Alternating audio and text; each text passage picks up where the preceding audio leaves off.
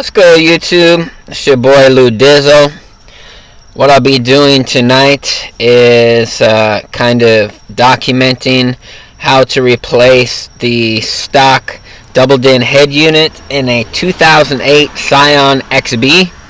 It's my girlfriend's vehicle.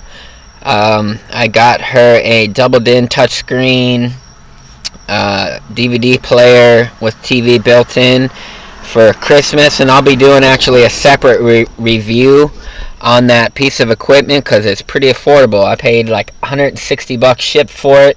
Got the Square Trade 3-year warranty on it just in case, because it's kind of a generic unit. So that's kind of why I want to do a review on it, because I've bought LCD monitors from Eonon, which is the manufacturer of the double din head unit, and their TVs have always served me well. So here we have the stock radio.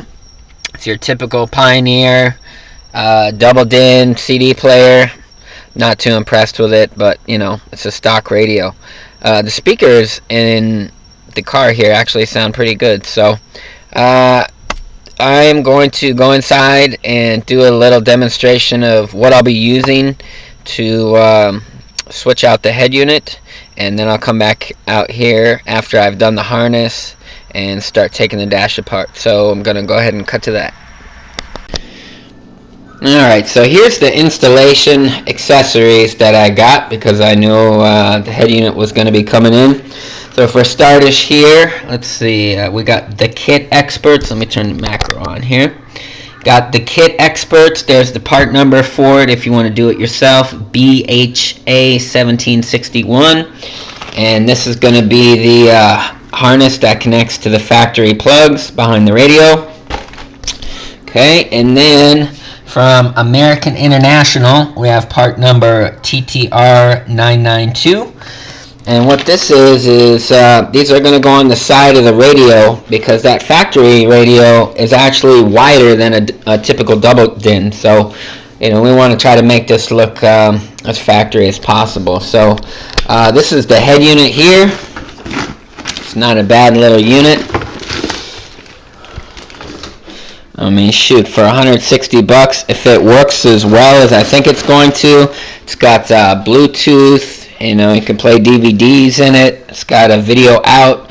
It's got front, rear, and sub out. It's got a lot of features for how much it costs. So here's the trim ring. I'm not even sure if this is going to work in the application, because the front of this radio folds down. So what I'm going to start on now is, if I can find the harness in here.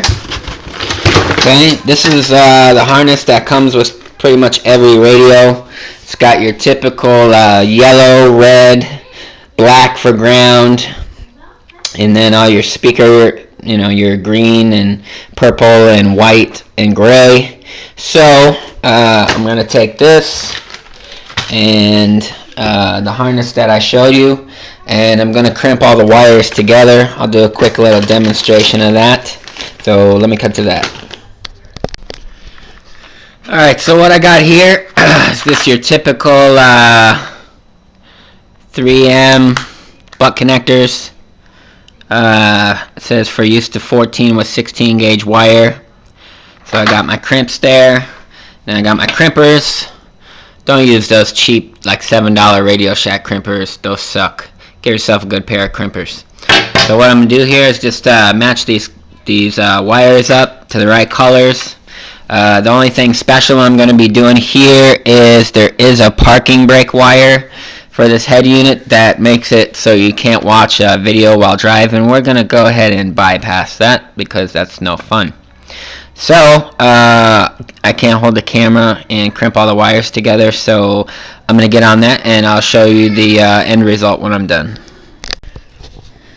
Alright, so got all my butt connectors on there. Alright, and this is the parking wire here. Parking, it was pretty short, so I added a longer one on there, and I grounded it to the ground. Now what I'm going to do is all the wires that I'm not using, like right here, power antenna, etc. See how it's got like a little bit of exposed wire there? do yourself a favor and go through and tape all those off, because especially with like, double DIN Navi units, stuff like that, if that grounds something, you're gonna have all kinds of problems. It could screw the deck up, all that stuff. So I've got these wires in the back, and it's real important for wifey to be able to control this head unit from her steering wheel control in the Scion XB.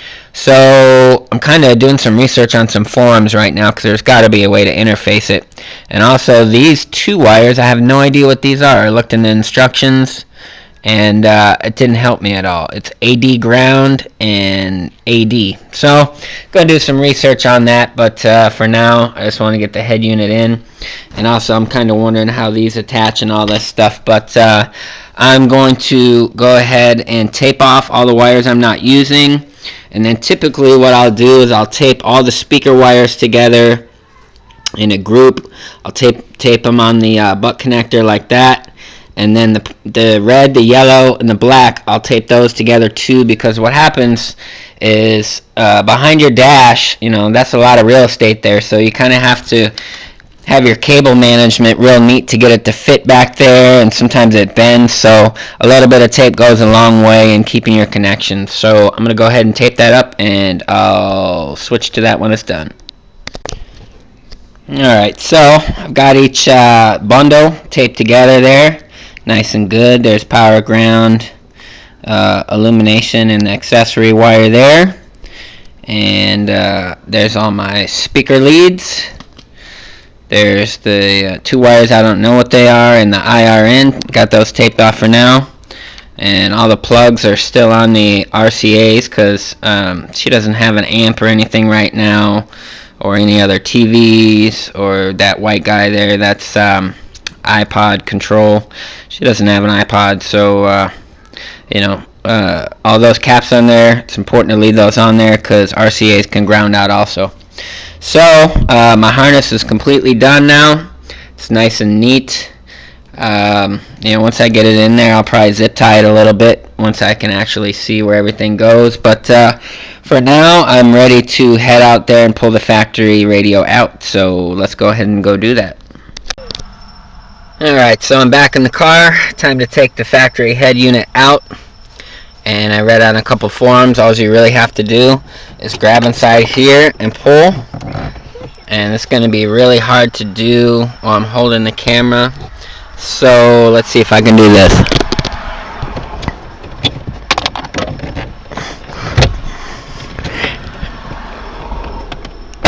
Alright. So, just like that. Now make sure you don't yank it. You just pull on it very gently, because the last thing you want to do is break them clips, because that would suck.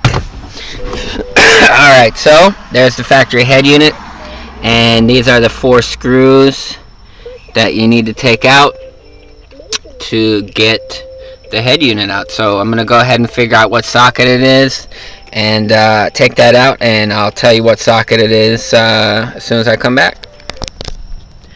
Alright, so I got the 4 screws out, as you can see. And it was an 11mm socket that got those guys out. And I do recommend an extension, because in order to get the bottom one out there, you're going to have to go through the clip, the little clip holder there, put the extension through there to get your socket in. So, as you can see, let's see, how does this come out? That's probably a good question too. Very interesting. Alright, well, I'm going to get this radio taken out, so I'll update you in a second. Alright, so real quick update. In order to get that out, you have to take this little piece that goes right here, this little trim panel that goes there. You got to pop that guy off here to get the radio out, otherwise, it's not going to come out. So, Shazam, there it is. Oh man, what's that? Okay, so that's my radio antenna wire there. And man, there's a lot of wires back there, so I hope the ones...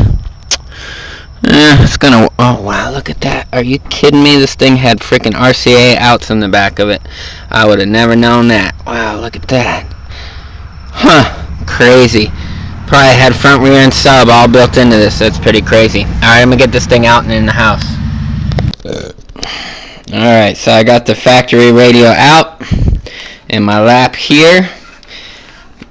Now I'm just going to take a good old-fashioned Phillips and take that off the sides there. So I'm going to take those off and figure out where they go on this head unit, and I'll update you once I've done that. Alright, so I got the brackets on the aftermarket head unit, and unfortunately for these side things that they gave me, it looks like they fit on there like that, but I'm going to have to buy screws. I don't know why they wouldn't include screws to attach it, because there's going to be a pretty big gap on each side, but looks like I'm going to have to track down some screws another day. But for now, I'm going to get the head unit in. I got the wire harness attached. So, yeah, I should be able to get this done here. So, I'm going to go back out to the car and start putting it in. I'll update you in a minute. Alright, so I plugged my two harnesses in. These other two harnesses that are left over here, I'm probably going to have to play with those later, because that probably has, like how you've got on the Scion here, you've got your aux and your iPod there. One of those harnesses probably controls that. And then my IR control is probably hidden somewhere in here too. So probably going to have to buy some kind of breakout cable that will give me access to that. But don't have any of that tonight. So I'm just going to attach a radio antenna wire. My harnesses are in there, and I'm going to get it in the dash and power it up. I'll check you back when I got that done. Alright, so I got the head unit in. As you can see, I still have to get those little side trim pieces screwed into the side of the radio. The trim ring that came with the radio won't fit over it because it just won't fit. So, but you know, I mean, it sounds decent. Doesn't sound too bad.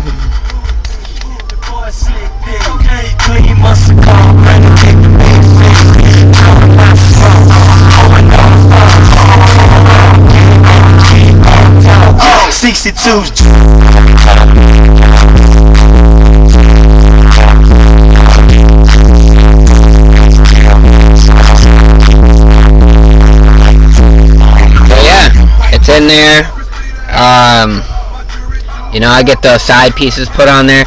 And just a quick edit, what I said earlier about the socket and the extender does not apply, because when you take that little piece out, when you take this trim piece right here off, those little pockets per se go away. So skip that step. Make sure you pull this out. After you pull the bezel off here, pull this one out. You'll be able to get to the screws easier, and you'll be able to get the radio out. So what I will do is wrap this video up. I got it in, and I will make a follow-up video when I have more information about the IR interface, because I already found the menu in here where it works. It says steering wheel, learn, and stuff like that. So I just got to find probably some kind of adapter that hooks up to that other harnesses and gives me an IR wire. So thanks for watching. I looked around for a video like this and didn't find one, so anytime that I can help people out, more than willing to do it. So like, subscribe, and I'll catch you later.